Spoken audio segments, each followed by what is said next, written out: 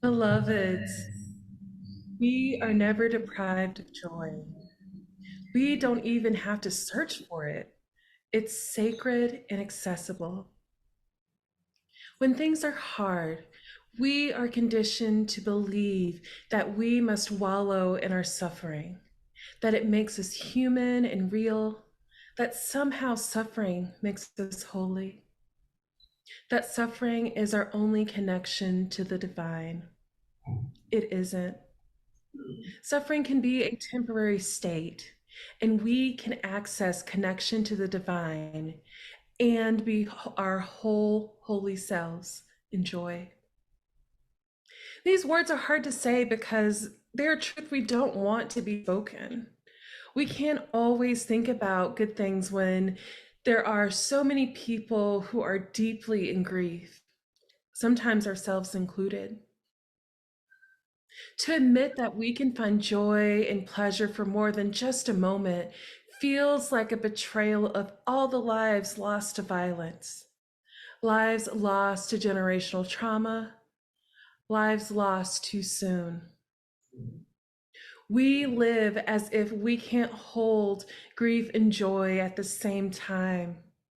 Like we are not super complex beings who can feel multiple things at once. We are. We so are. We sometimes wonder, why should we get to feel good when everybody's hurting? Our beloved Adrienne Marie Brown reminds us that one of the major ways we collaborate in our own oppression and suffering is by buying into the lie that we don't all deserve access to pleasure. We are always deserving, there are no requirements. Sometimes it can feel like the cracks in the dam of our composure are growing too fast, faster than we can get to safety from the impending flood of despair. The land we stand on has been scorched many times over, and over time, life always finds its way back. What gets us through these hard times? What motivates us to keep trying over and over again? How do we center our faith in these moments?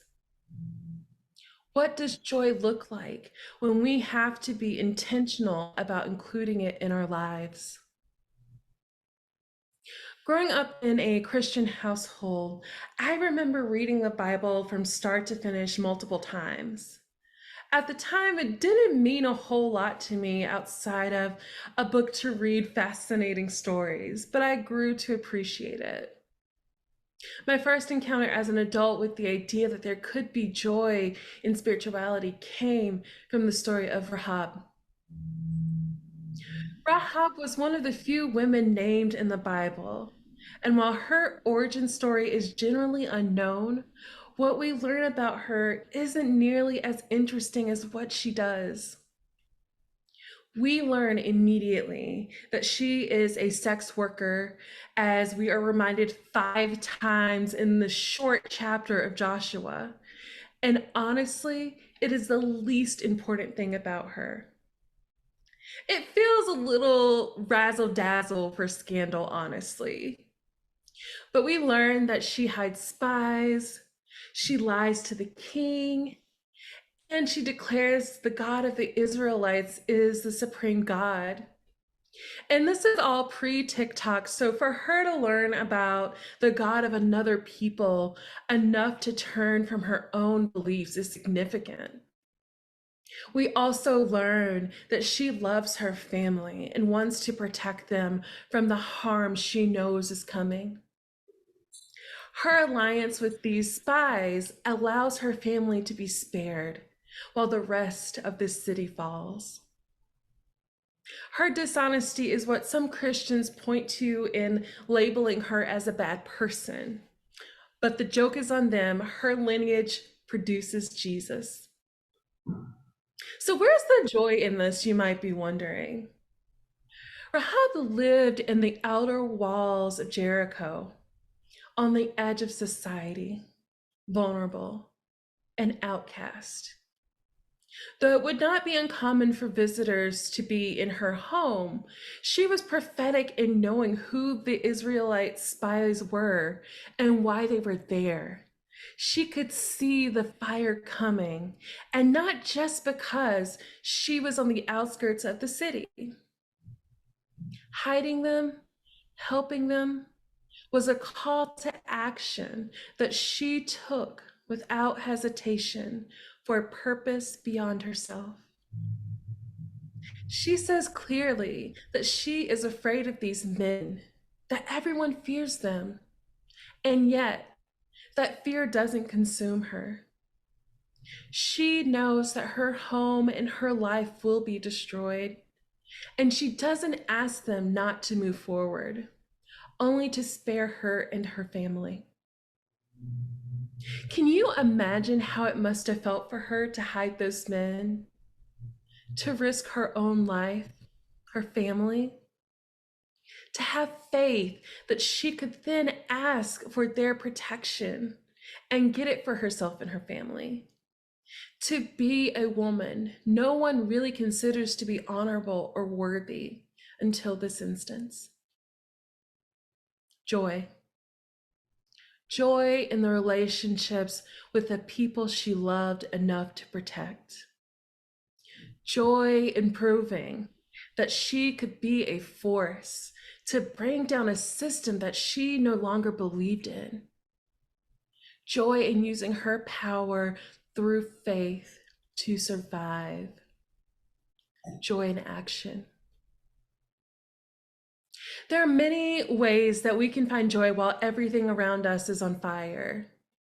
Eventually, fire will burn itself out, or we find a way to extinguish it with water buckets of grace, fire hoses of mercy, baking soda of kindness.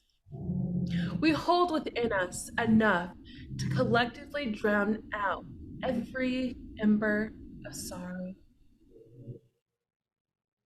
What types of joy do we need more access to? Laughter, leisure, community, joy in doing absolutely nothing? How do we make space for this kind of joy? I personally have spent most of my adult life working multiple jobs to survive. I used to look at my calendar and then at my surroundings and wonder, what is the point of all of this? The pandemic revealed some truths about myself, and by sharing them aloud with others, I realized I was not alone. I'd bought into this idea that my value as a person came from my productivity. If I wasn't working, I was obviously not worthy of success or growth. Those days, weeks, and months in isolation, working more and more to feel every waking moment had to end. One day I realized it had been months since I did anything with pleasure, just to feel good, to access joy. Months. Right then and there, I made a decision. If I could not find an opportunity every single day for pleasure, joy, happiness, laughter, it was a day wasted. I started my ministry, Art Spirit Heal, as a direct result of this practice. I realized that I wanted regular space for creative practices. No, needed. I needed regular space for creative practices. Being able to create is how I most easily access joy in my life. So 1 to 2 times a week, I open a Zoom space for people to come in and create. I offer them themed prompts that engage our spirit, and we make space to talk about or share whatever we need to. At an hour for each session, it is enough to feel the sacredness of the space and to get my mind in a place where I am filled with joy that can carry me through the week. All of my participants have shared similar successes in reconnecting with joy. Our days are numbered, beloveds. And I was raised not to waste resources, and I'm pretty sure I'm not the only one. Now, I set a reminder on my phone, set for noon each day, and it says joy break. It's an opportunity to stop early in the day to think about and appreciate any moments of joy so far. And if I don't have any, there's time to seek one out. And let me tell you, after a year of being reminded that my pleasure and joy, but emotional, physical, and spiritual, is a required part of every day of my life, it became clear to me that I can't separate myself or my liberation from it. I wish that for all of us, because the only way to be liberated together is to be reminded over and over again that joy is how we transform from surviving to thriving. Collectively, we have to access and share pleasure, celebrating every breath. UUs are known for their action in social justice spaces. There is nothing quite like publicly declaring your values in the streets, surrounded by like-minded people, putting your life on the line for what you believe.